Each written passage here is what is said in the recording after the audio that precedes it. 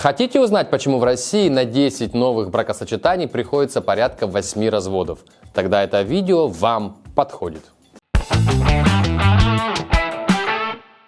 Всем привет! Вы на канале Психология без фанатизма, а значит с вами я, Фомин Никита, и мой несменный соведущий Мистер Спич.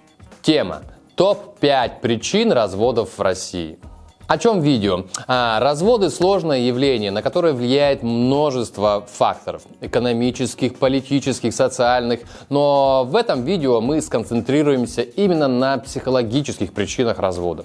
Во-первых, потому что они мне ближе, я в них спец. А во-вторых, их реально можно разрешить на уровне самого себя и своей семьи. В отличие от более глобальных проблем с безработицей или пагубного информационного влияния, с которыми должны работать, на мой взгляд, уже государственные институты. После того, как вы ознакомитесь с причинами развода, вы поймете, как над ними работать для того, чтобы оздоровить ваш актуальный брак или чтобы не нарубить дров в новом. В общем, этот ролик своего рода прививка от безбрачия. Погнали разбираться! Первое. Неготовность к браку и завышенное ожидание. Незрелость, отсутствие опыта построения отношений, нереалистичные ожидания от партнера и брака приводят к разочарованию, когда реальность не соответствует ожиданиям.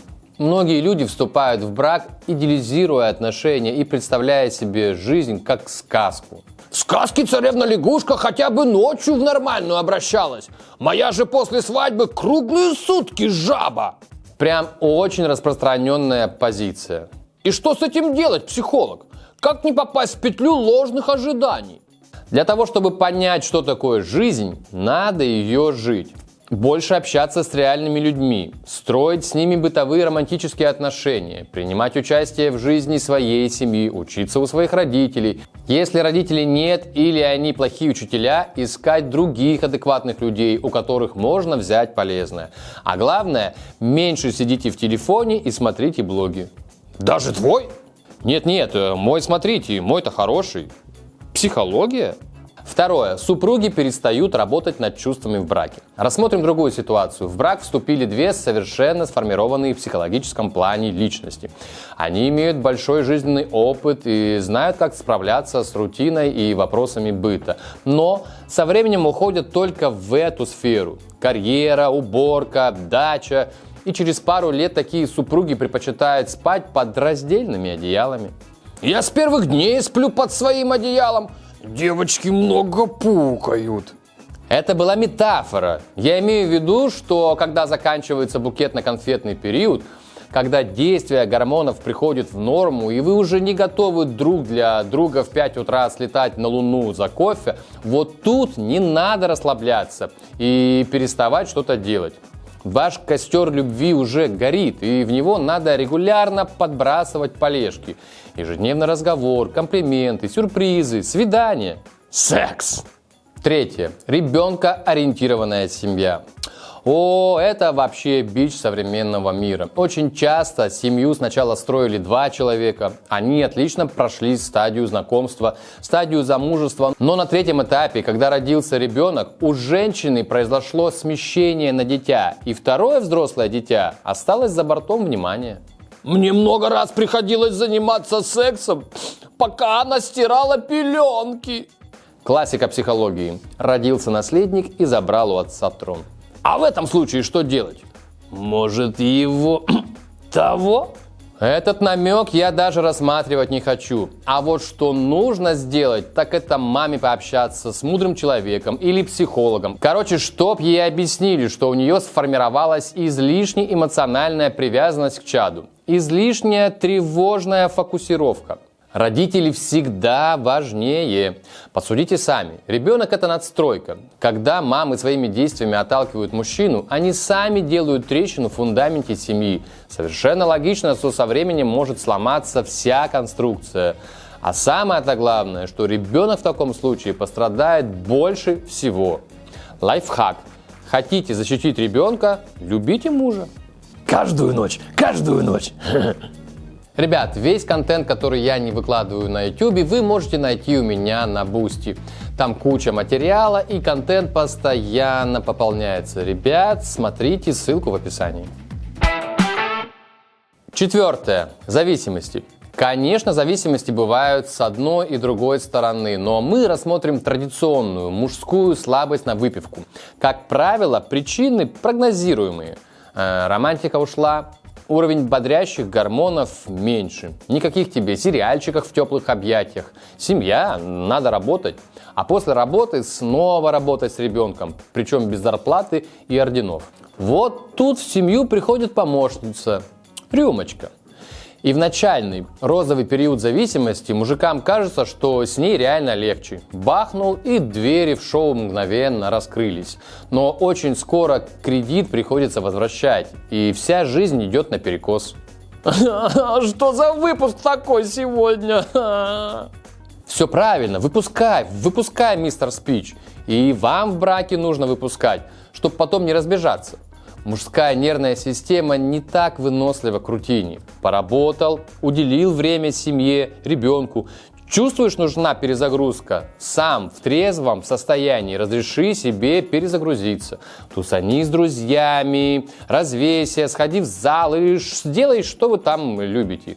Любая нормальная супруга отнесется к этому адекватно. Женщина видит, что ты стараешься и понимает, что тебе надо восстановиться.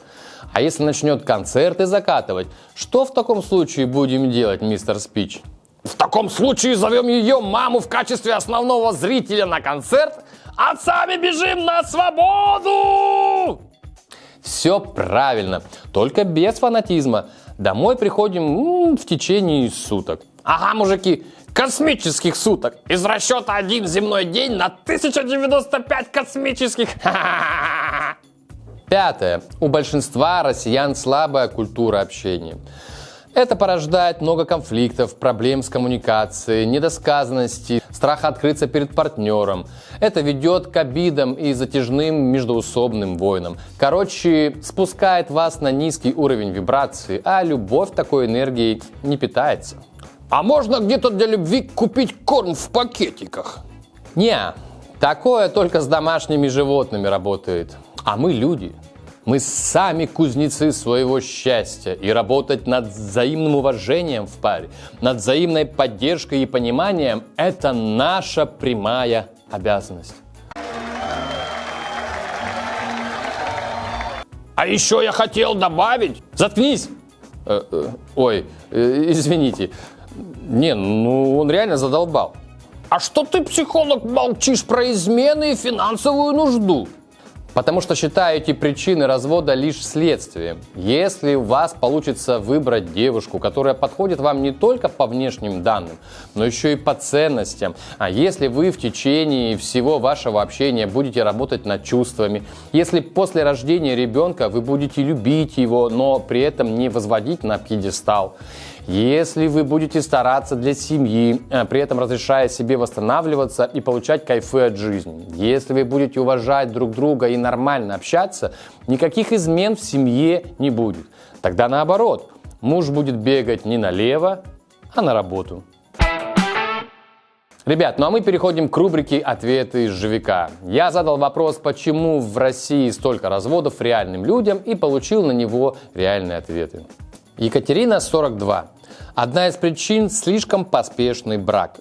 Молодые люди женятся, еще сами не зная, кто они. Это как бутон цветка. Неизвестно, что мы увидим, когда бутон раскроется. Чудо-цветок или репейник. Ребят, мы об этом говорили в первых пунктах. Почему в России столько разводов? Алевтина, 52. Не знаю, где вы живете, но я живу во Владимире, и среди моих знакомых и друзей, слава богу, еще никто не развелся. Все живут, и у всех по 2-3 детей. Ребят, просто, может, во Владимире есть какая-то секта семьи, а мы о ней не знали. Мало ли. Разобрали очередную важную тему – топ-5 причин разводов в России. Давайте еще раз пробежимся по ее основным пунктам. Первое – неготовность к браку и завышенные ожидания. Второе – супруги перестают работать над чувствами в браке. Третье – ребенкоориентированная семья. Четвертое – зависимости. И пятое, у большинства россиян слабая культура общения. Народ, пишите свои комменты, что вы думаете об этом видео. Пишите сюда на YouTube, пишите в телегу, давайте разбираться вместе, нам очень важно ваше мнение. Все, ребят, чао, это была «Психология без фанатизма», залетайте еще, мы вас ждем, а пока подписывайтесь и пальцы вверх!